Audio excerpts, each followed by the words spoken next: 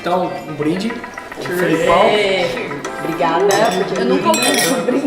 Obrigada. Todo mundo. Sou seu fã, falo sempre ali de que eu sou fã seu como profissional, fã como pessoa e como pai de família, um cara sensacional. Cuida daquela mulherada. Obrigado.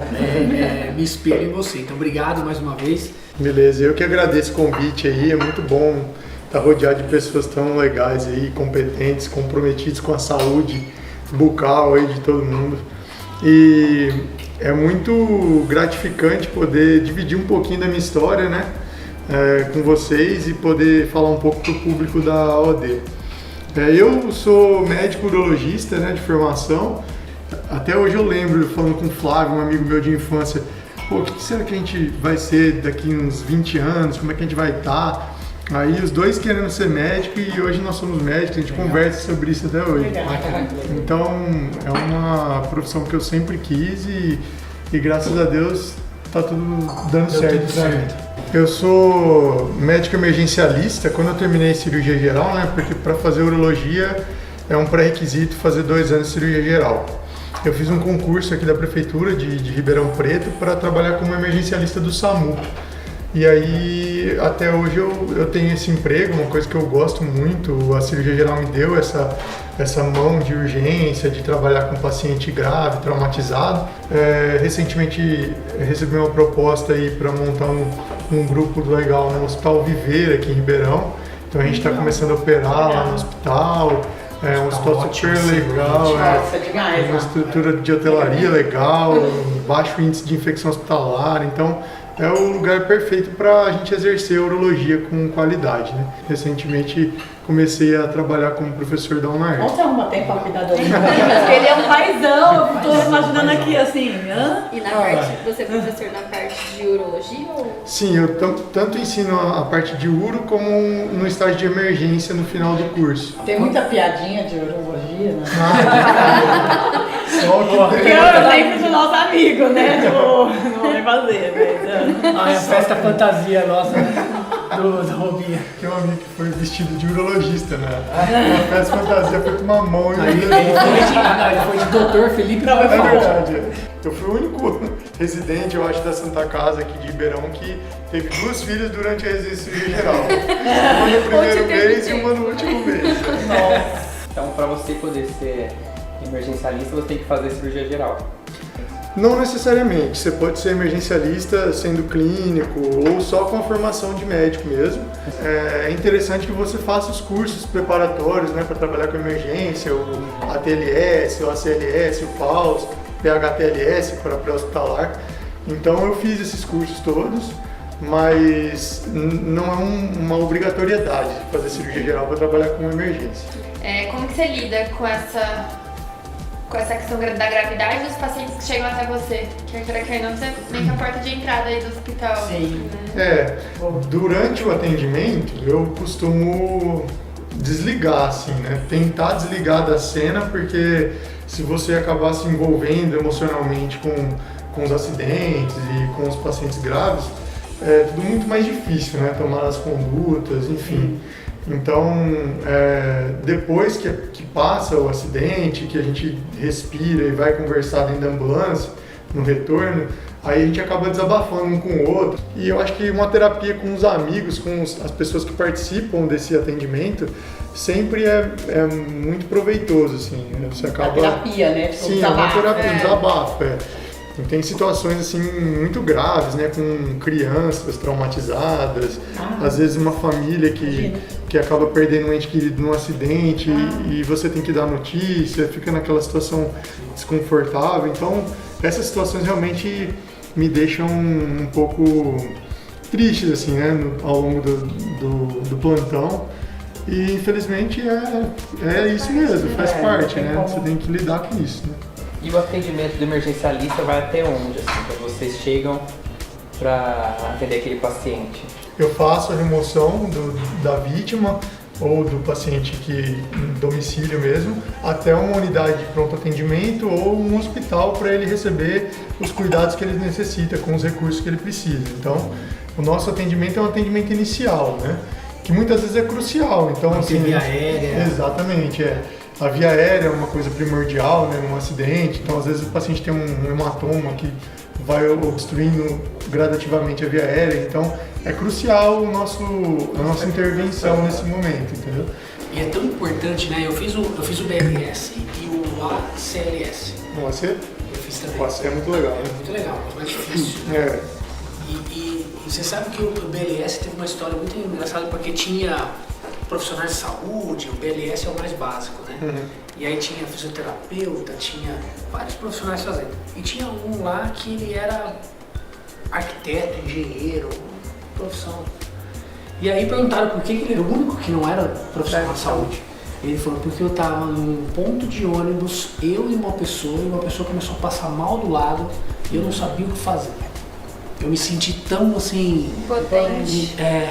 Impotente de não saber o que fazer. O suporte básico de vida eu acho que deveria ser uma coisa que a gente aprendesse na escola. Escola, né? Exatamente. Porque isso ajuda a salvar muitas vidas, né? Você, às vezes, até o socorro chegar, né, o socorro especializado, demora alguns minutos aí. Filipão, já que eu falei que eu sou um fã seu, como pessoa, como pai, como é que você encontra tempo? Como é que é a sua rotina, cara? Você dá plantão à noite? Como é que você costuma... Quais são as suas prioridades? O que você faz na hora de lazer? É bem corrido, né, Mário? Pra você conseguir encaixar tudo, né? Às vezes a gente acaba abrindo mão de uma coisa ou outra, mas é sempre importante equilibrar, né? Um pouquinho de cada coisa. Eu trabalho à noite em alguns momentos, né? Tenho alguns plantões no SAMU noturnos e durante a semana, às vezes eu tenho alguns períodos de folga para ficar com as meninas, para dar uma atenção, às vezes fazer uma tarefa ou levar na escola. E ajudar a Lorena, né? Porque a Lorena é médica também, então o ritmo de trabalho esposa super médica acelerado, também. né? A Lorena é uma esposa maravilhosa, um beijo, inclusive. Agradou já. Agradou, hein? Não tem como Tá falar. preparado. A gente vai chegar em casa e vai falar, tá vendo, mano? Você não falaria. Você não falaria, você não Não, vocês são mãezonas, ela é demais, assim, ela realmente ela abdicou da vida dela de obstetra, né, que era uma coisa que ela adorava fazer, obstetrícia, parto, cirurgia, cesárea, e aí ela teve que parar com isso para poder dar atenção, poder levar na escola, né, poder ficar em casa nos momentos que elas precisam, e a gente não tem família em Ribeirão, então isso acaba atrapalhando um pouco. Tem o lado ruim, que é morte, que você lida com isso, né? Mas já teve algum episódio engraçado, sei lá, chamou o SAMU, você chegou lá, ele estava vestido de palhaço, drogado, sei lá. Não sei, tem alguma história engraçada ou não? Nada a ver. Gases e tem um monte de infarto pra caramba.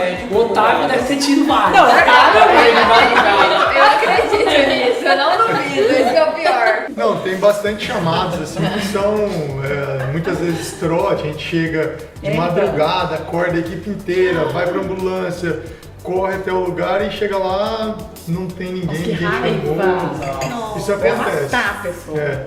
Mas nunca passei por uma situação engraçada, assim, não. Algum atendimento já te marcou, Felipe? Vários. Recentemente teve um acidente bem grave aqui perto, uma família inteira num automóvel lá, os 2 filhos atrás e a esposa acabaram falecendo no acidente. E ele estava preso nas ferragens, ele não conseguia ver o que estava lá atrás.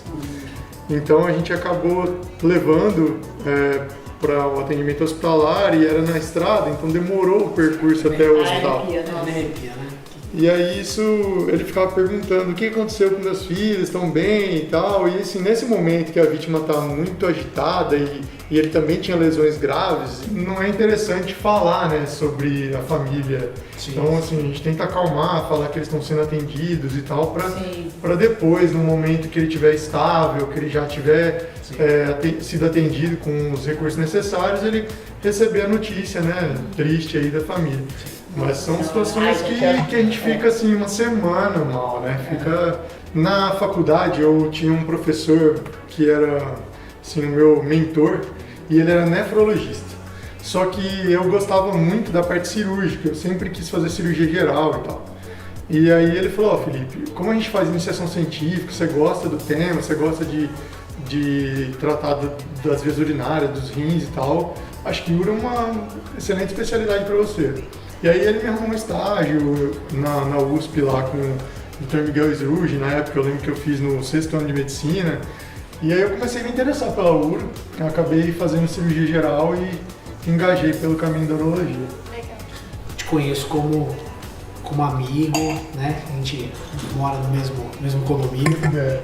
E eu não podia deixar de falar da situação que você passou recentemente, então, com o Covid.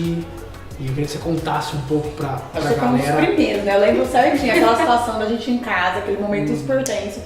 Felipe pegou Covid. Tipo assim, era, né? Lembra? Você estava ali na linha de frente, né? Claro. Eu lembro que marcou muito o momento que a Lídia viu você no prédio do carro, falando com as suas filhas de longe, porque você estava indo mudar para um outro apartamento e ficar 15 dias longe da família. Sim. Então eu queria que você contasse pra gente um pouquinho aqui. A Graça até chora. Olha, sério? Quando eu voltei do carnaval, né, que a gente viajou no carnaval e tal, ainda já estavam rolando os assuntos sobre a pandemia e tal. A gente começou a conversar, eu e a Lorena, sobre a possibilidade de eu sair de casa temporariamente, porque como eu estaria muito exposto, né, nas transferências de pacientes das UPAs para os hospitais, e aí eu falei para ela, Lorena, por mais que eu use os equipamentos de proteção, por mais que eu tente me proteger, em algum momento eu vou adquirir o vírus, eu vou pegar de alguém, e eu não queria levar isso para casa, né? E como a gente não sabia como se proteger ainda, não sabia da gravidade, tinha gente que falava que pegava com gotícula, tinha gente que falava que era aerosol, Nem usava até hoje, máscara né? naquela época ainda, né? Não usava Exato, máscara. ninguém usava máscara porque era só profissional de saúde, então eu peguei bem nessa época aí. E aí eu aluguei um apartamento, e logo que eu aluguei o apartamento, assim, parece que é uma coisa planejada de Deus, porque eu saí de casa para dar plantão na sexta-noite e eu já ia pro apartamento na volta. Então eu saí de casa já com uma cefaleia, uma dor de cabeça leve e tal. Já levei uma dipirona, que é uma coisa que eu nunca faço, nunca tenho dor de cabeça. Esquisito, mas enfim, fui trabalhar e tal, e trabalhei com uma dor de cabeça e comecei a suspeitar. Mas como eu tinha tomado a vacina da gripe, eu falei, pode ser uma reaçãozinha da vacina. E aí, quando eu voltei pro apartamento, eu já comecei a ter uma febre, já comecei a perceber que poderia ser a doença, né? E aí, graças a Deus, nenhuma delas teve a doença, né? Minha sogra, inclusive, estava em casa, que é do grupo de risco, e eu acabei saindo, né? E nenhuma delas se contaminou até hoje, elas não tiveram a doença. E acabei voltando para a família aí no domingo de Páscoa, eu lembro, foi uma festa. Eu fingi que o coelhinho tinha ido lá em casa, eu cheguei lá. Então foi bem legal, assim, mas foi uma barra, assim, ficar longe 15 dias, né? Ficar falando por FaceTime, as meninas sem entender o motivo, assim, não, mas o papai tá aqui em Ribeirão e não tá vindo pra casa. Eu tenho uma filha de 4 anos, até hoje ela não entende que, tipo, ela, pra sair de casa, ela tem que sair de máscara porque tem um vírus. Hoje até eu tava no carro com ela me disse assim, mamãe, quando é que o vírus vai acabar? Sabe? Como é que tu explica pra uma criança isso? É difícil, é muito legal conversar com vocês. Esse momento que vocês estão fazendo aqui é interessantíssimo, né? Vocês, né, são pessoas que têm conhecimento, um conhecimento específico, e estão trazendo pessoas que têm outro conhecimento para trocar informação e passar para o público da OAD aí. Então acho que é muito grandioso esse momento aqui, mesmo que seja descontraído e tal, tem muita informação legal, muito crescimento. Nossa, a gente aprende muito, foi divino, foi divino. A gente que agradece, é muito bom receber você. A gente atende tantos pacientes diferentes, especiais, cada um com a sua peculiaridade, né? A gente Que a sempre gente... fica querendo conversar mais, né? Às vezes a palavra pode, né? Obrigado, Felipe. Obrigado. Obrigada.